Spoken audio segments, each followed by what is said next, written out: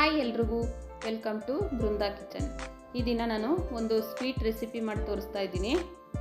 ತುಂಬ ಸಿಂಪಲ್ಲಾಗಿ ಒಂದು ಅರ್ಧ ಗಂಟೆಯಲ್ಲೇ ಸ್ವೀಟ್ ತಿನ್ನಬೇಕು ಅನಿಸಿದ್ರೆ ಈ ರೆಸಿಪಿ ಮಾಡ್ಕೋಬೋದು. ಇದನ್ನು ಹೇಗೆ ಮಾಡೋದು ಅಂತ ನೋಡೋಣ.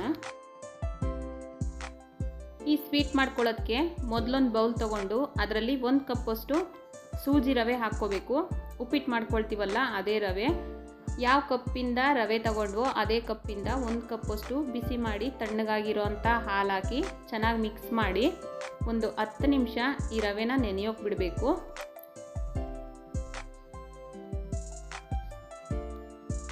ಹತ್ತು ನಿಮಿಷ ಆದಮೇಲೆ ನೋಡಿ, ಈಗ ರವೆ ಎಲ್ಲ ಈ ಹಾಲೆಲ್ಲ ಹೀರ್ಕೊಂಡು ಚೆನ್ನಾಗಿ ನೆನ್ಕೊಂಡಿದೆ. ಇದನ್ನು ಒಂದು ಮಿಕ್ಸಿ ಜಾರಲ್ಲಿ ಹಾಕ್ಕೊಳ್ಳೋಣ.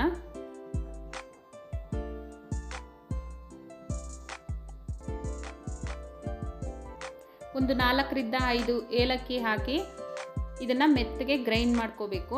ಗ್ರೈಂಡ್ ಮಾಡ್ಕೊಂಡ್ಮೇಲೆ 1 ಕಪ್ಪಷ್ಟು ಬೆಲ್ಲ ಹಾಕ್ಕೊಳ್ಬೇಕು. ನೀವು ಸ್ವೀಟ್ ಜಾಸ್ತಿ ತಿನ್ನೋರಾದರೆ ಇನ್ನೂ ಒಂದು 1/4 ಕಪ್ಪಷ್ಟು ಹಾಕ್ಕೊಂಡು ಇದನ್ನು ಕೂಡ ಮೆತ್ತಗೆ ಗ್ರೈಂಡ್ ಮಾಡಬೇಕು. ಈಗ ಇದರಲ್ಲಿ ಒಂದು 1/4 ಕಪ್ಪಷ್ಟು ಅಕ್ಕಿ ಹಿಟ್ಟು, 1/4 ಕಪ್ಪಷ್ಟು ಗೋಧಿ ಹಿಟ್ಟು, ಒಂದು ಚಿಟಿಕೆಯಷ್ಟು ಉಪ್ಪು,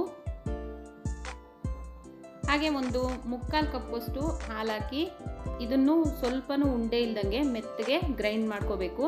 ಈಗ ನಾವು ಮಾಡ್ಕೊಳ್ಳೋ ಸ್ವೀಟ್ಗೆ ಬ್ಯಾಟರ್ ರೆಡಿಯಾಗಿದೆ. ಒಂದು ಗ್ಲಾಸ್ ತಗೊಂಡು ಅದರಲ್ಲಿ ಸ್ವಲ್ಪ ಹಿಟ್ಟು ಹಾಕ್ಕೊಂಡು ಸೈಡ್ಗೆ ಇಟ್ಕೊಳ್ಳೋಣ.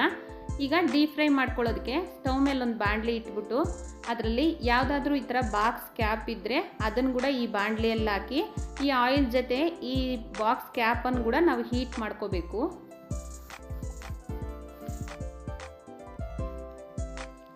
ಈಗ ಆಯಿಲ್ ಹೀಟ್ ಆಗಿದೆ.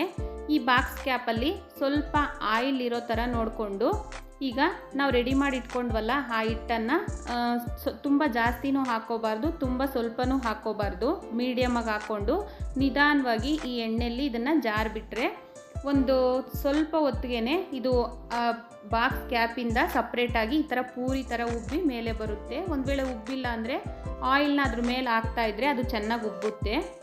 ಬಾಕ್ಸ್ ಕ್ಯಾಪಲ್ಲಿ ಆಯಿಲ್ ಇಲ್ಲದೇ ನೀವು ಹಿಟ್ಟು ಹಾಕ್ಕೊಳಕ್ಕೆ ಹೋದರೆ ಈ ಬಾಕ್ಸ್ ಕ್ಯಾಪ್ಗೆ ಅಂಟ್ಕೊಂಡು ಇದು ಸಪ್ರೇಟ್ ಆಗೋಲ್ಲ.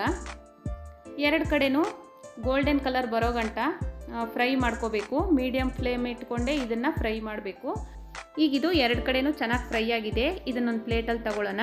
ಉಳಿದಿರೋಂಥ ಹಿಟ್ಟನ್ನು ಕೂಡ ಇದೇ ಥರ ಮಾಡಿಕೊಂಡು ತಗೋಬೇಕು.